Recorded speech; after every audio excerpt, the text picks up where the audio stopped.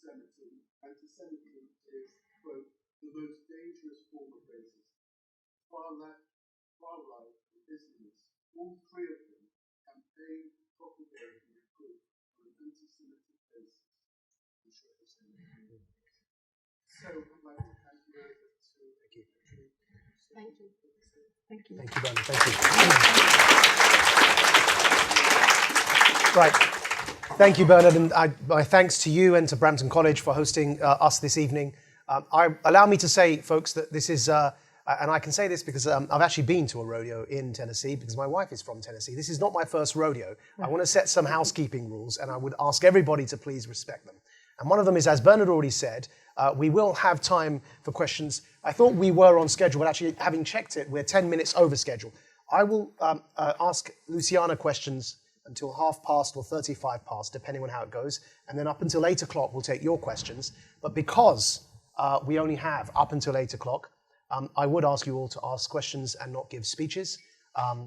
You will have that opportunity if you decide to run or stand in English. Stand for Parliament next time around, but for this time, you're not standing for Parliament. And so unless there's a candidate here hidden, I would ask that you ask questions to your candidate, one of them, and instead of making speeches. The other thing is, please, no rudeness.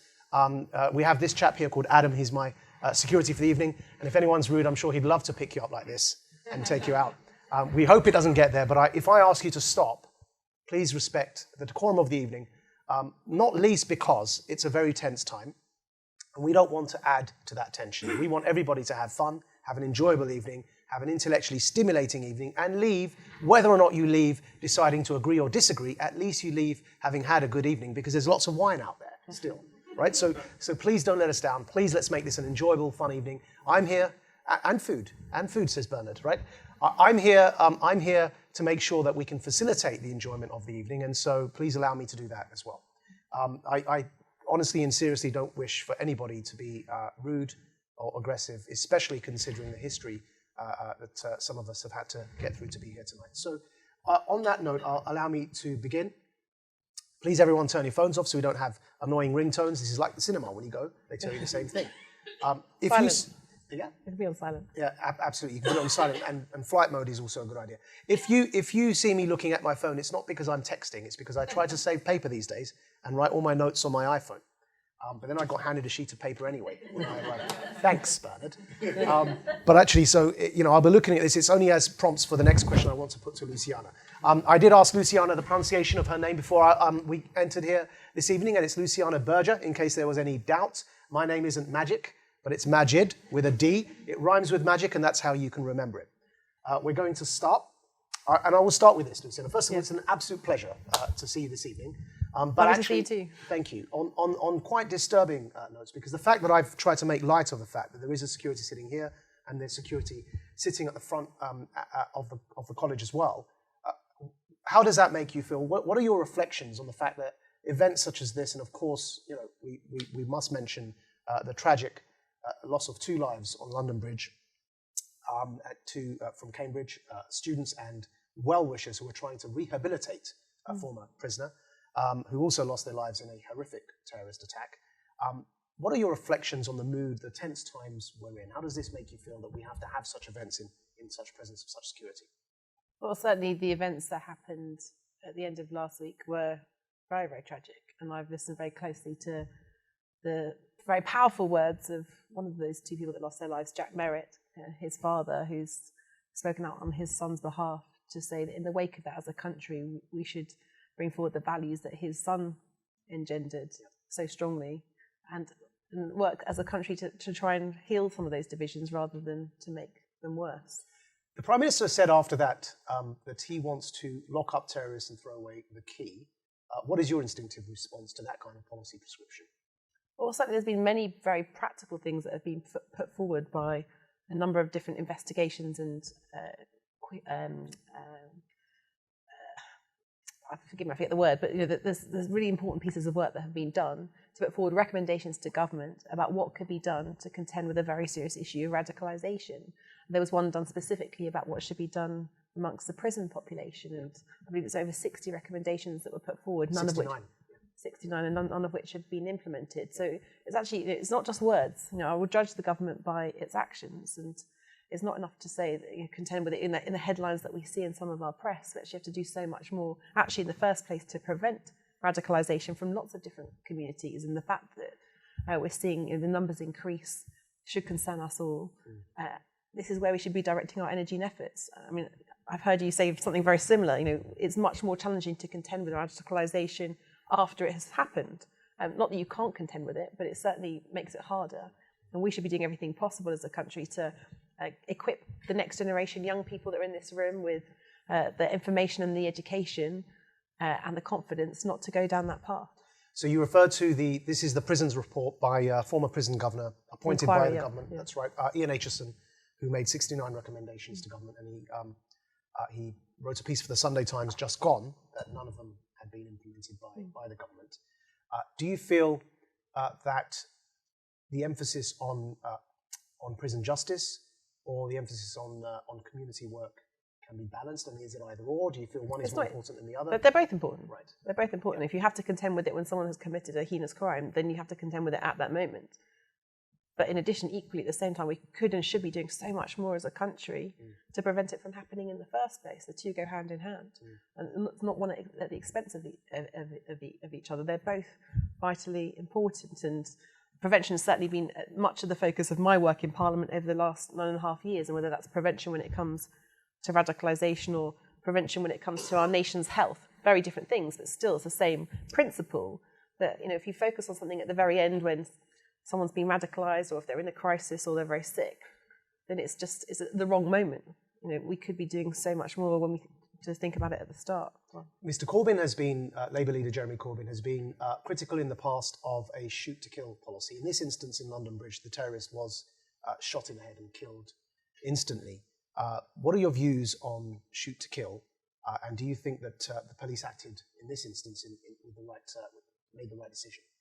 I think equipped with the information that I have, and no doubt there'll be some more information that surfaces, but certainly 2 people from the public had already lost their lives, and everything should be done by our police force to keep our public safe. And if that includes shoot to kill, then that's what they should do. I mean, wherever possible, if there's alternatives to deploy, but I trust our police. I know, and having worked very, very closely with a police force and people that in fact have those particular roles, the amount of training that they go through is certainly not something that anyone would do lightly.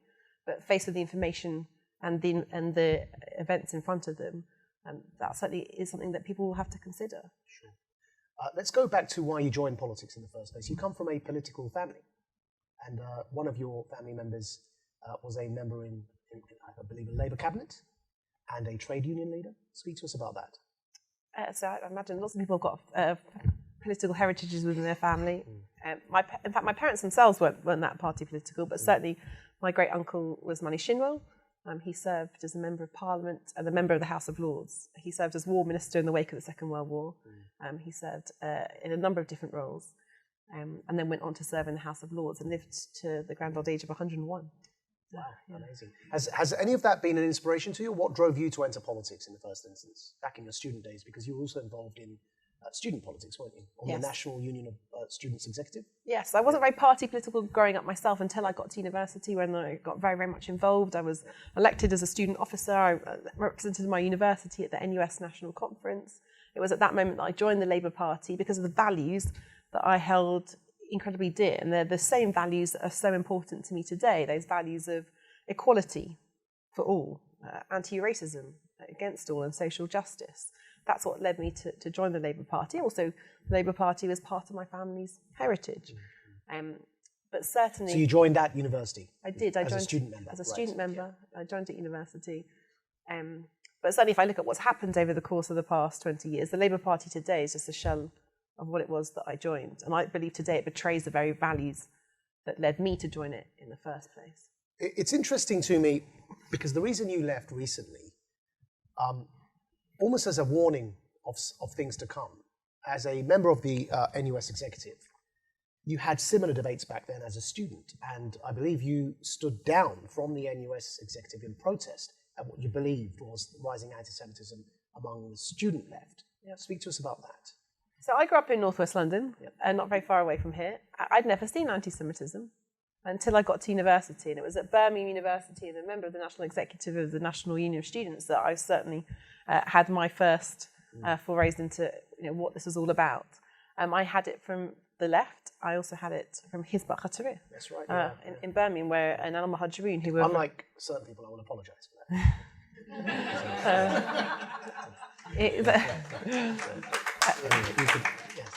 And we can have that, because the point is that our politics evolves and our experiences evolve and parties evolve as well. That was my experience as a student. Again, my first piece of anti-Semitism that I ever was subject to was someone sending me something, in fact, in the post that I received at NUS HQ that told me that I was a dirty Zionist, and it was particularly offensive. And it was a shock. It was a shock because I grew up in multicultural Northwest London, and this was nothing that I'd ever seen before, and it was difficult to process at the time. Unfortunately, I went on to receive more than my fair share at that moment. And my experience as an elected officer in 2003, in my first year was in stark contrast to my experience on the executive in my second year, where there was a change in leadership. And it wasn't just me, it was a number of, other members of the national executive who themselves were very, very troubled that the leadership of NUS at the time wasn't contending with this issue. I got castigated for supporting some Jewish students on the campus at SOAS because I should have gone to their student union first, rather than actually the fact that I was supporting them on the very serious issue of the anti-Semitism they were facing on that campus at that time. And despite repeated debates and what year motions, was that at SOAS? it was between 2003 and 2005. Yeah, okay. And so I never expected in the student movement to have to contend with the issue of anti-Semitism and then take a stand because they weren't tackling it. And again, despite repeated motions and speaking out and campaigns and public events, there was this blind eye that was being turned. And in the end, 3 months before the end of my final term, myself and a number of others decided we could no longer contend with what was going on. So we made that decision then. I should perhaps offer another apology because I was on the student union executive in SOAS and probably played a role in some of your troubles there. But I graduated from SOAS, yes. Yeah. Can I move to, because after you... But I should say, but that was in the student movement. Yeah. And if we look at what's happened in this country in student movements over the decades, it's terrible. But you might expect it of students. Yeah, people grow up, right? Yeah, but you don't expect that of Her Majesty's opposition. Yeah. In terms of when I joined the Labour Party, I never thought that I would ever have to consider leaving it because of the very serious issue of racism within its ranks. Indeed. And so, as I say, people grow up, you grew up and you carried on. You carried on with your politics. You ended up in the shadow cabinet with Mr. Miliband, with Ed Miliband. Do you look back to those days now? I wasn't in the shadow cabinet under his... I wasn't under... I was a front bencher, but I wasn't in the shadow cabinet then. Okay, yes. Do you look back to those days with nostalgia? Does it feel like a completely different time to today? Well, certainly the Labour Party today doesn't look like anything that it did between 2010 and 2015, both in terms of the front bench and who's in the shadow cabinet, and in terms of the leadership and in terms of the membership. More than 70% of the membership today of the Labour Party wasn't around before 2015, so it's a completely different party. And my experience locally in Liverpool was to have members that had been welcomed back to the Labour Party with open arms that were either in the militant or the SWP history books that would never have been allowed in under Ed Miliband. Was that the change that Mr. Miliband made himself, though, when he changed the voting rules within the party? I don't believe it was him. I believe it was the former General Secretary who was in charge of the review that went on. But certainly the rules changed under his watch. Was that the one man, one vote change that occurred? Yes. One person, one vote? Yes. And prior to that, it was union votes, had blocks, right? Yes. It was the electoral college before, and then where there was a block, a third, membership a third, MPs a third, and affiliated social societies and trade unions a third. And then it moved to one member, one vote. So one person could have had 3 votes in the old system. I think I had like 7 at one point. Wow. Yeah. Wow. So you can see the rationale for changing that system. But of course, you would say that it backfired because it allowed for the militant tendency and others from the SWP to re-enter the party. They had been expelled. I want to talk to you a bit about militant because, of course, you were an MP for Labour in Liverpool, and militant, they had some presence in the past. Those leftists that were kicked out from the Labour Party because they were deemed too militant. Do you think then the voting rules in the Labour Party shouldn't have changed? Because now it sounds to me like that you you regret the fact of what happened, and you feel that their coming back into the Labour Party has largely been responsible for some of the troubles that you've had with Labour. Well, it's to do with the membership and the leadership. I mean, the two go hand in hand. But I'm often asked the question, do I think the Labour Party can be saved? It's now a very singular entity. The Labour Party I joined was a broad church that had a place for people. I'm very proudly a social democrat. I was also previously co-sponsored as a cooperative MP, which is part of the cooperative and mutual movement, which was part of the family within the Labour Party. There is no place today for all the different people that previously had a place within the Labour Party, and I certainly can't see any moment now where that will ever change because of the rules that have happened. My assessment is, in order to save the Labour Party, as some people put it, you would need 100,000 people to join it that were either of a soft left or centre left persuasion, and I just don't believe in 2019 that is possible, and it would happen. I think the Labour Party as we know it is finished. The anti-Semitism over which you left, Bernard in his introduction mentioned that I have some views on that. I've been on the record and have said that I've drawn the analogy, and I want to have your reaction to this statement. I've said I believe that anti-Semitism is the one ring of racism, to lift from Tolkien's Lord of the Rings.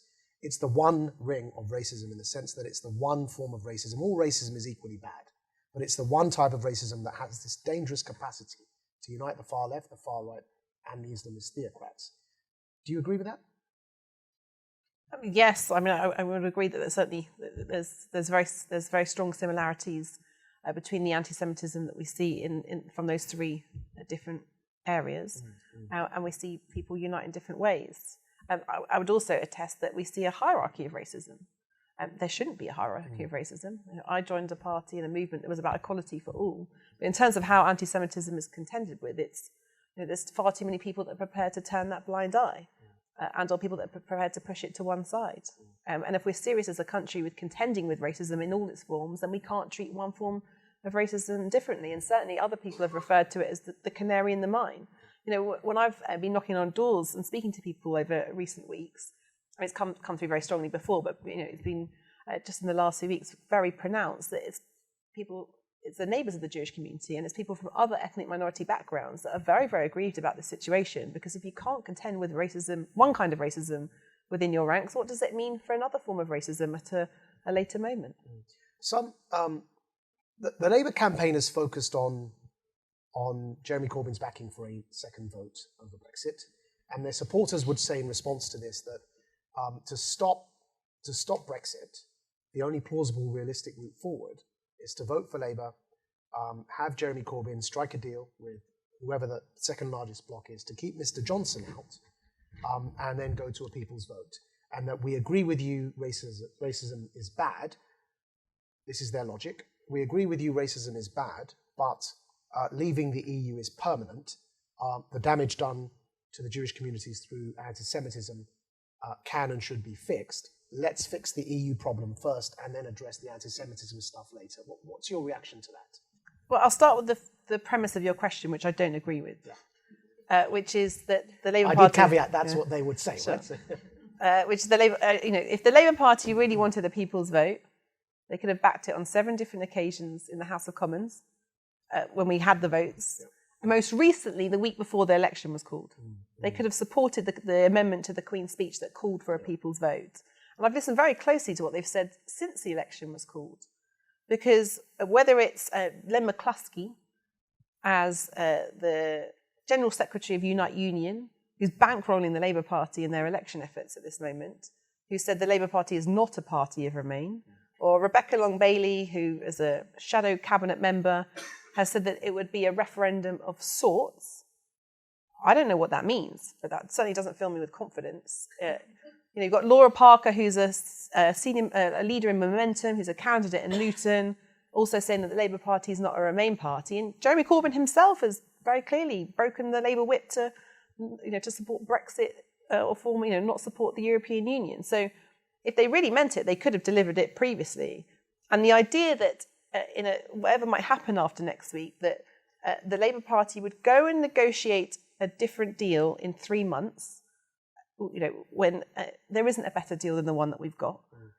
That apparently is going to tick all the boxes on this fantasy shopping list that's going to do better when it comes to workers' rights and protections and everything else, and have a customs union and a single market. I mean, it's nonsense. That's the first thing. That they're then, according to Keir Starmer, going to bring forward the legislation in Parliament. You'll have Labour ministers, apparently, actually bringing forward the legislation in committee to what would essentially implement a Brexit. And then they're going to have a referendum at the end, and Jeremy Corbyn's not going to take a position on the greatest issue of the day facing our country, which is going to affect us for decades to come. I mean, it's absolute nonsense. And that's why, Joe Swinson has been very, very clear. We are at odds with the Labour Party. We are very clearly, the Liberal Democrats, a party that wants to stop Brexit. The Labour Party could have done that, and certainly it would better reflect its supporters and its voters and its members if it had have done so. And it also would have been true to the values of internationalism, which was another reason why I first joined the Labour Party 20 years ago. But it hasn't. And I judge it by its record, not by a promise that, or a pledge in this election. This is just one of many pledges that we see at this election, where on the financial pledges, the Institute for Fiscal Studies tells us last week of all the pledges that they're making, they can't deliver on those either. So we'll come to spending. But while we're on the topic of Brexit, this is a heavily Remain constituency. Yes. Let's do a quick snapshot poll, which is obviously not representative of the constituency, but just for the sake of the audience here tonight, so we can get a feel in advance of the Q&A. How many here still want to remain in the European Union? Obviously, you don't have to put your hands up, but okay, that's an overwhelming majority. And how many here still want to Brexit? Okay, still? Okay, that's good. Okay, there's 1, 2, 3, 4, 5, maybe 6 or 7 or 8. Some late comers to the idea. All right? You've had 3 years to make your mind up, sir. All right? Okay, so that's an indication of where we are now. That may well be reflective, actually, of the constituency. It's a heavily Remain constituency. We're on the topic of Brexit. So we're just outside Finchley and Golders Green, but Finchley and Golders Green is one of the strongest Remain constituencies in the country. Right, okay. So it's just under 70% of people back in 2016 did vote to Remain. On the current polling that's been done, it's 10% higher than that. Yeah. And that certainly reflects the conversations that I've had on the doorstep, and also the conversations I've had. I mean, let's be very clear. Every day I meet people that voted to leave and people that voted to Remain. There's certainly an element of people that voted to leave that are very aggrieved at the situation we find ourselves in, because the promises and pledges that were made today can't be delivered. They didn't have, we all didn't have the information about what a deal would mean. We now have it now. And the language that I also hear today is people saying how they feel betrayed and or lied to. And that's a very, very serious issue also.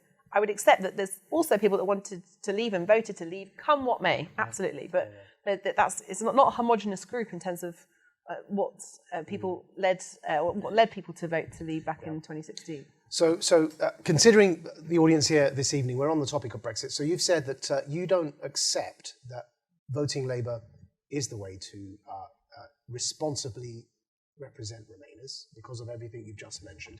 But there are two issues. More, but yeah, of course, there's much more. But there are two issues we've actually touched on now: anti-Semitism and Brexit and Remain, both of which are incredibly important for the constituency you're standing in. Sorry, so forgive me, I didn't realise this fell just outside the border, but your constituency is incredibly important for your constituency that you're seeking election from. Yes.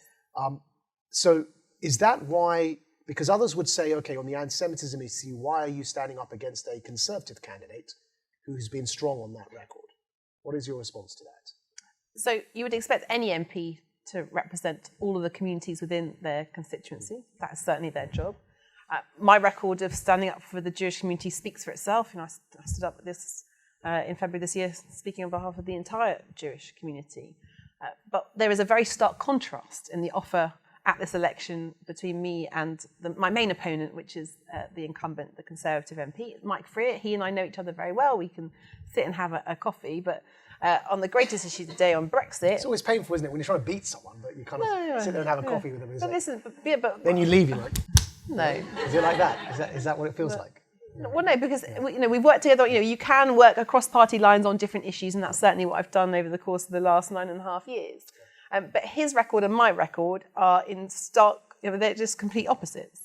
He today is a whip. He's on the ministerial payroll delivering Boris Johnson's Brexit. I have, in terms of my record in Parliament, I was one of the few MPs that didn't vote to trigger Article 50. I didn't do so because I didn't believe we were ready to initiate that time-limited process. I'm one of the national spokespeople for the People's Vote campaign. I have voted every single time in Parliament to have that people's vote.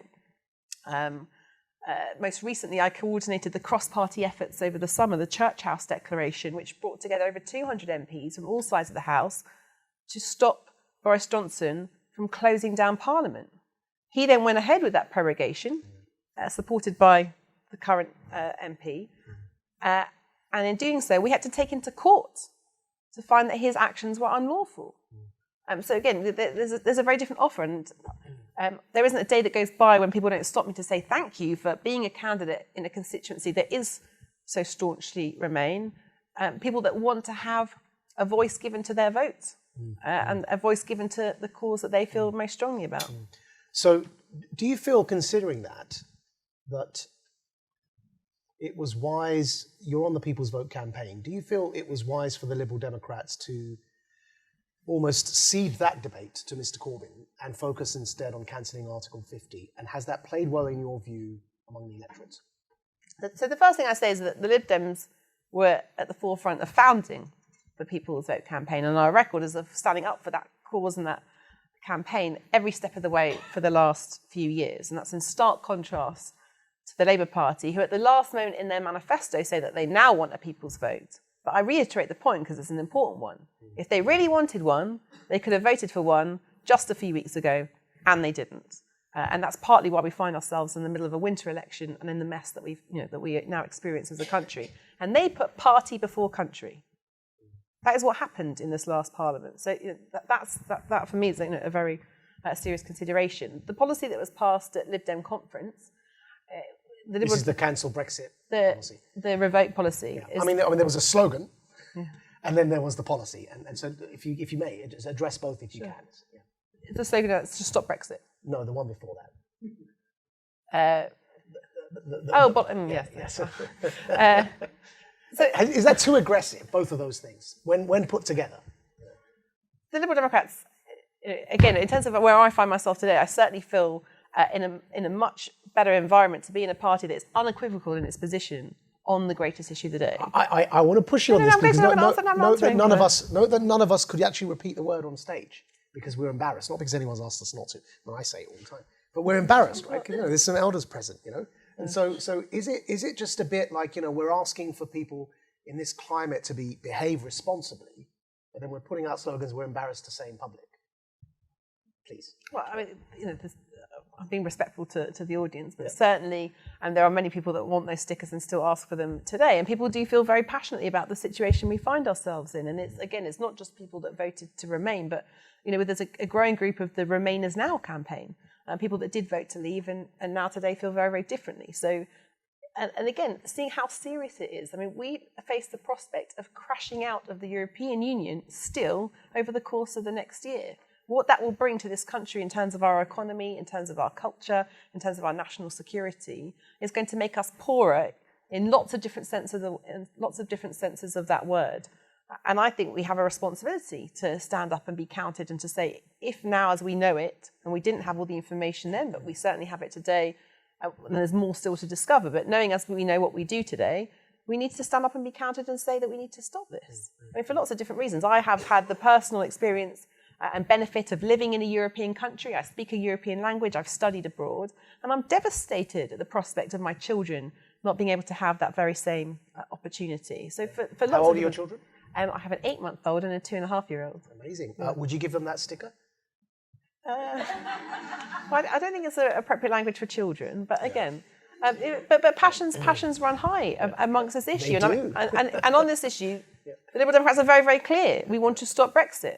That has been our position. And the policy that was passed, the party is very, very democratic.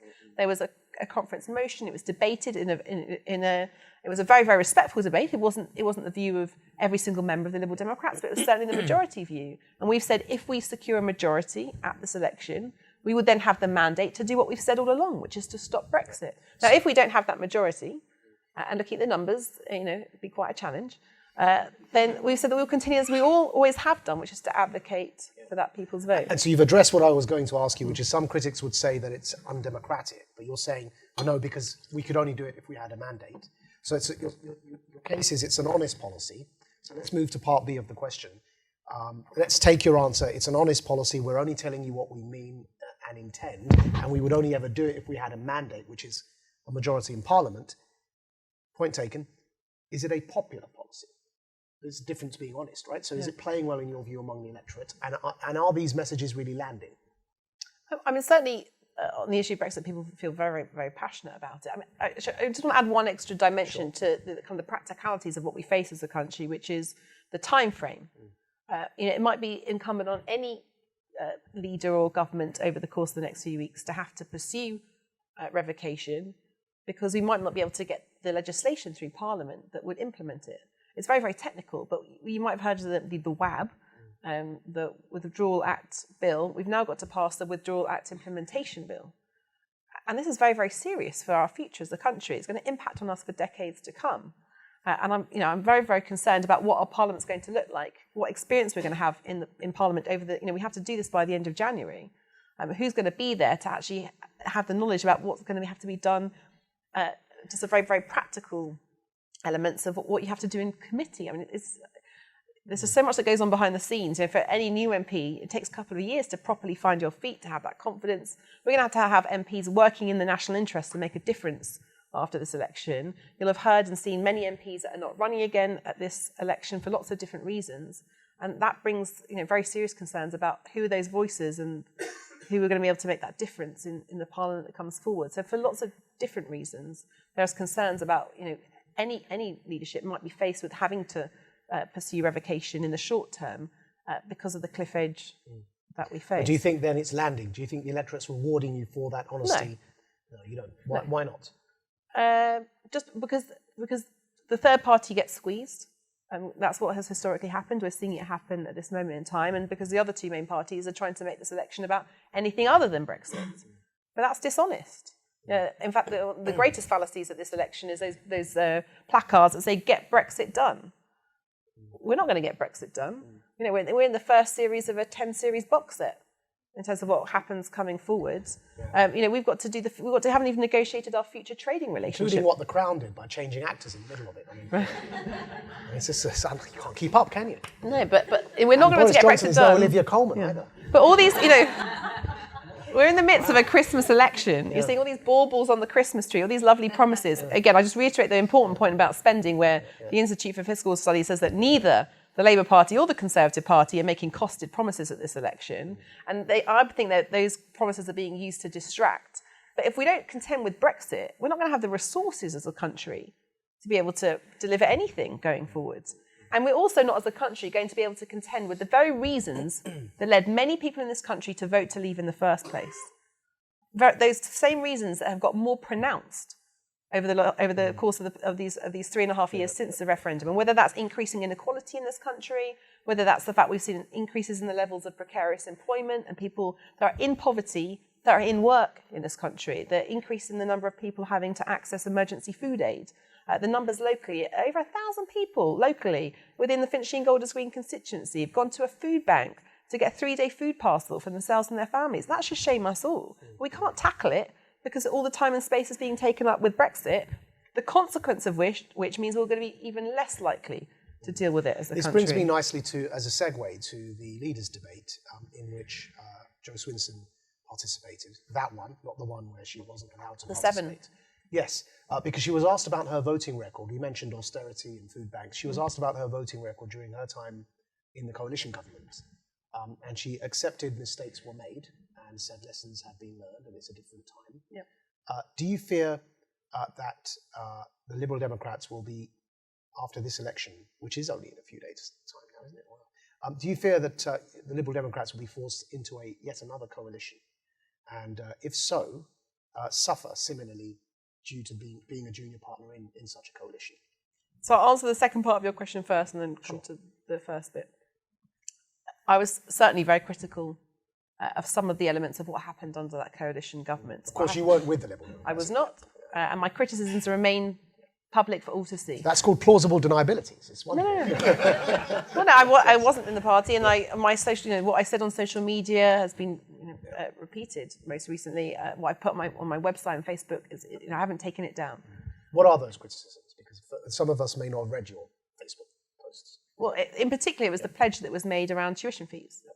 I previously represented a constituency that had a university within my borders, and that was certainly an issue. When I held up that pledge, I meant it. I signed that very same pledge, and certainly my opponent in the election in 2010 did the same. And then the Lib Dems, as that junior partner in the coalition, then went to see that government deliver completely the opposite. So that was very, very, very difficult. And certainly, as a very new member to the Liberal Democrats, certainly newer than you were, I was at the Liberal Democrat conference, and I can see the scars that members of the party still bear from that time. Actually, again, the majority of the Liberal Democrat Party has also massively changed since before 2015. Again, I think it's around 60 to 70% weren't members before then. But for those that have been lifelong members of the party, a lot has been learned from that experience. Now, I was able to see firsthand some of the benefits that Liberal Democrat ministers certainly did make to the coalition government, and they were given no credit for it. I was the Shadow Minister for Energy and Climate Change between 2010 and 2013 and saw the difference that Ed Davey made to see the introduction of a green investment bank, which was then scrapped post-2015 by a Tory majority government. They brought forward the pupil premium, which made some difference to offset some of the other cuts. But certainly, as you've rightly pointed out, there was no praise given for the positive difference that they did make. But we find ourselves at a very different moment 9 years later. Certainly, one of the things that I never thought I'd have to defend in this country is our liberal democracy. If we look at what's happened over the course of the last few months, the attacks that we've seen on our judiciary, the attempts to close down our parliament, these are very serious issues. And certainly I've got friends whose politics I don't share, but would describe themselves as one nation conservatives that believe today they have no place in the Conservative Party. And so I find myself now in a party that's doing something. Looks like it was snowing.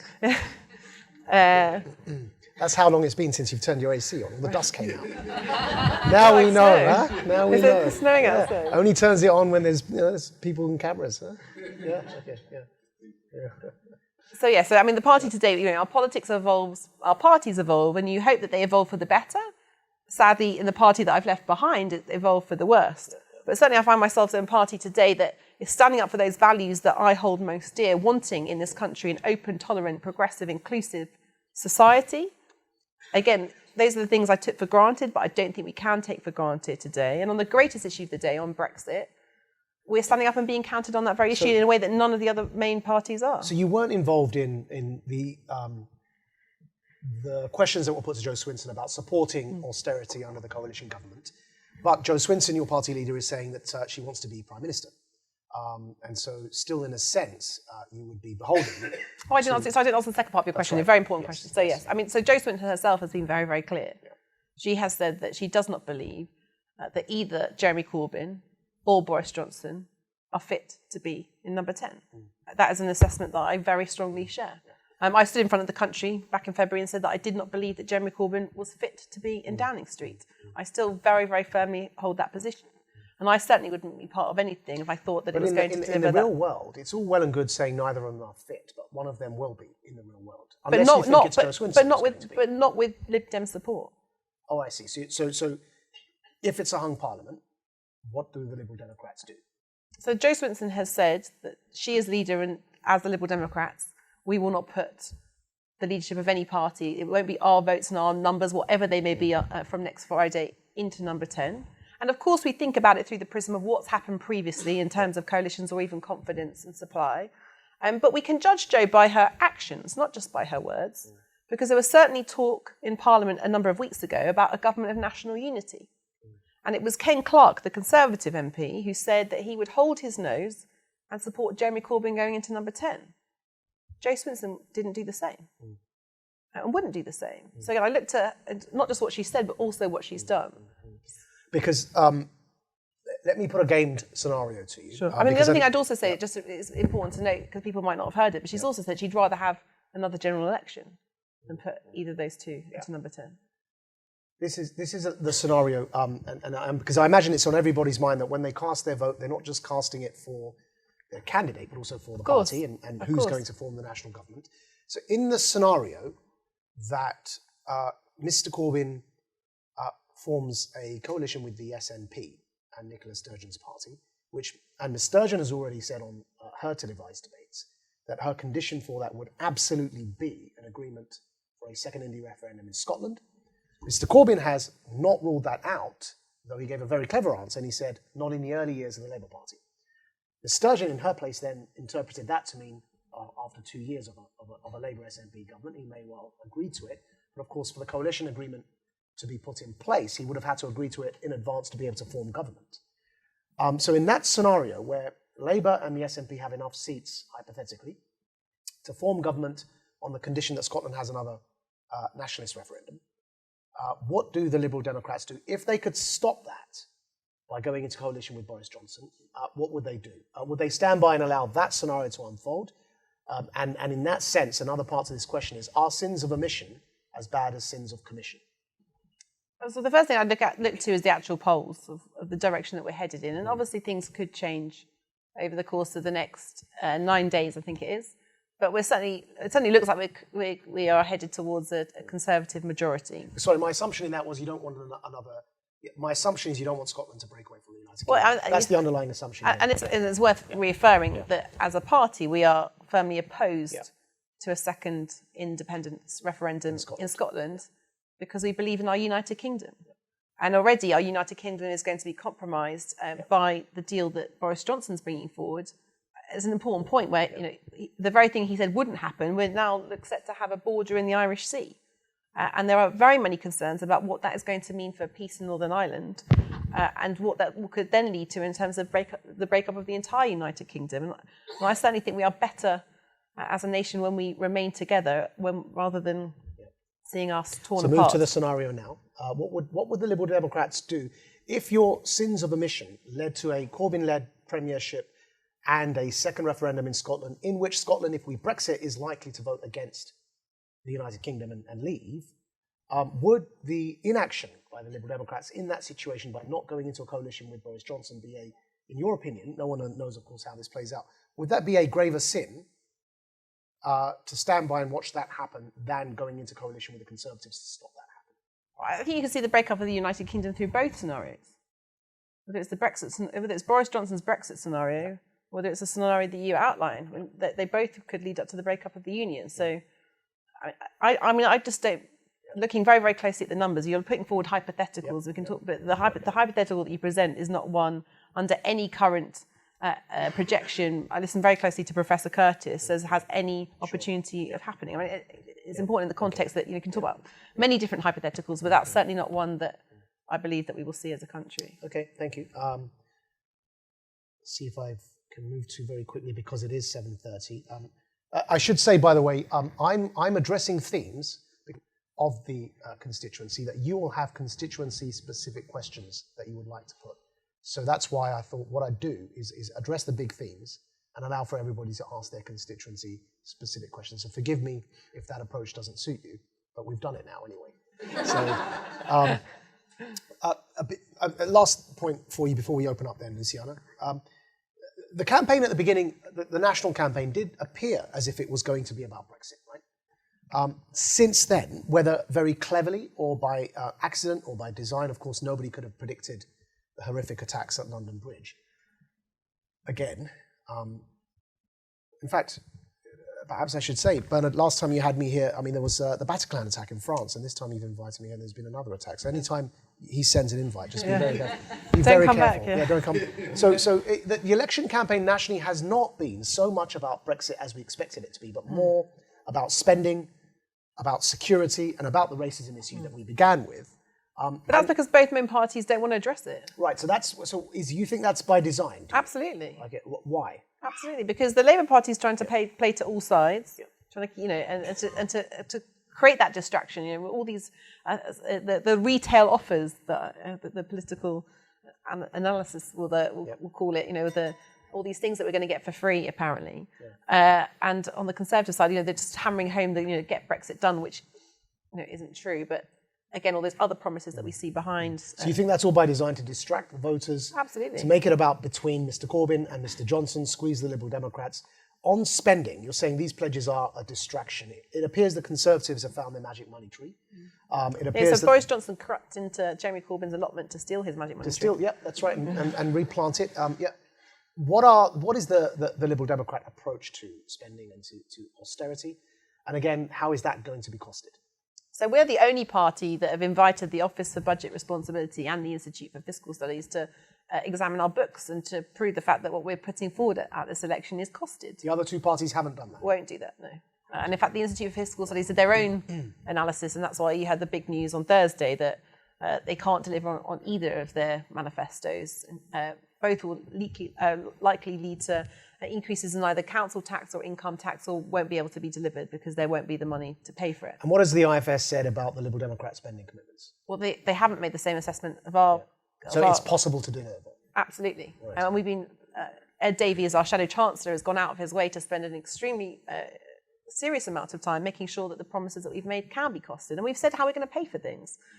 We've said very clearly that we want to put a penny on income tax to pay for the very serious and necessary investment that we need in our National Health Service for improved mental health care, improved social care, and improved public health, which is how we prevent ill health in the first place.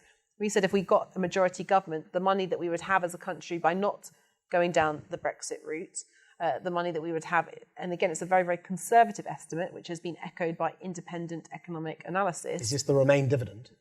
Yes, the Remain bonus, where we say we put in specifically into our education, our public services, and into reducing inequalities in this country. I think it's very serious things that we've seen get more pronounced. We've also said we want to increase corporation tax back to previous levels, back to 20 pence, again to pay for our capital infrastructure fund, to unlock the investment that we certainly need to see in our roads and our transportation, and also how we tackle the climate emergency in this country. We want to see an absolute revolution in the way that we, in particular, how we insulate all of our properties and homes, which are some of the leakiest in Europe. The Conservative rebuttal to that on corporation tax would be that you will send these big businesses over to Ireland that remains a member of the European Union. They also speak English and therefore become a much better prospect than a post-Brexit Britain if we raise corporation tax.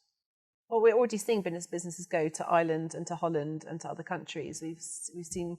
I did an event yesterday. I met someone from a big international production company that makes many films, and they have the documents ready to go when we leave the European Union. We already know and have heard firsthand. I mean, it was Margot James, the business minister, that wrote in the Financial Times about the many businesses in this country that have either diminished their investment or are already making those plans to go elsewhere when we leave the European Union. So I would attest that that's going to have an even greater impact than the difference that we'd see in our corporation tax. Well, I think that takes us to the end of my grilling. One last question I'll put to you, Luciana. We are in tense times, as I say. Your great uncle was the last known MP to throw a punch in Parliament, wasn't he? Yes. Was it Manny Shinwell? What on earth led him to throw a punch in Parliament? There was a Conservative MP that told him to go back to Poland in the chamber of the House of Commons. So he walloped him? He did indeed, yeah. I mean, that's not certainly something I would do. But it's extraordinary that that's what happened. And it's extraordinary we're back in times where we're being told things like that. Again, not least by President Trump, who may well interfere in this election. Let's see what he says. Let's go to the questions. If you raise your hands, and I think there's some roving microphones. If you would like to ask a question, please state your name, and if you like, you don't have to say who you are, but if you like, your name, your affiliation, and then your question. Those are three things. I don't want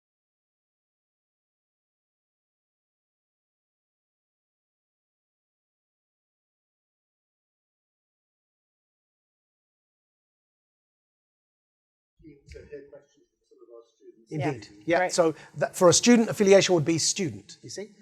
Right. So that's the only three things I want to hear. That's your name, affiliation, and your question. Can I just before you do that? Sure. I want two things. First of all, as I mentioned, Luciana was Shadow Minister for Mental Health, which is a concern for all schools in the country. It's a really major issue. So if any of you have questions on that, then that'd be very welcome. If not, I'll just before taking it to the floor, I just wanted to ask you to clarify, because people keep asking me, and I know you've asked this, Maajid. what would happen, I agree with you about this with polling, but what would happen if there was a parliament? Would the Lib Dems go into coalition, or would they give a supply vote to any other party? Well, we'd set it out. But in terms of what Jo said, she wouldn't put either Jeremy Corbyn or Boris Johnson into Downing Street. That's something that's very, very important to me on a personal level as well. She said she would rather have another general election, and we think about it in the context of what's happened previously in this country, be that confidence and supply or in terms of coalition. The Liberal Democrats historically had a very particular experience of what happened in that coalition, and off the back of promises that were made and then couldn't be delivered, means it's even more incumbent on the party today to only make promises that it can keep. And you'll have heard what Jo Swinson has said, and she will continue to repeat it over the course of the coming 10 days. She certainly means it. But there's no obligation for any party to join either confidence and supply or a coalition agreement. And certainly if we, again, look to Jo's record and what she's done in recent weeks, I mentioned when there was a discussion of a government of national unity, Jo herself actually came forward with suggestions of alternatives that she would support as the head of a government of national unity. She wasn't wedded to her suggestions, but she suggested either the grandmother or the grandfather of the house in either Harriet Harman or in Ken Clarke himself. She would,